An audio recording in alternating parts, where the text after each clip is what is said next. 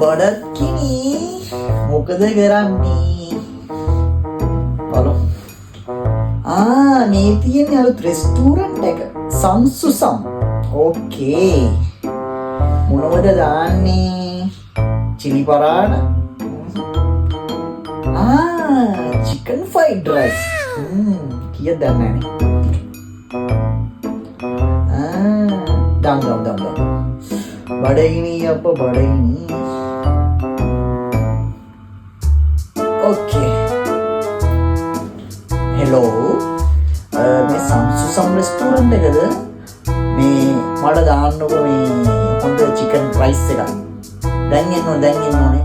ඔයාලට දෙන්නම් මම වෙලාව. ඕකේ. ඔයාලට දෙන්නම් මම විනාඩි 10ක්. විනාඩි 10න් එන්න ඕනේ. අන්න ඕනේ ඉතින්. Okay. A few moments later. Sir, මේ තියෙන සර්විලපු අර රයිස් එක.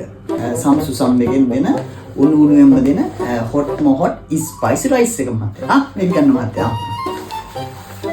One eternity later. රයිස් එක ආමදි. මොකක්ද දාන්නේ? බර්ගර් එකක් දාන්න. beef burger, chicken burger, තව මොනවද?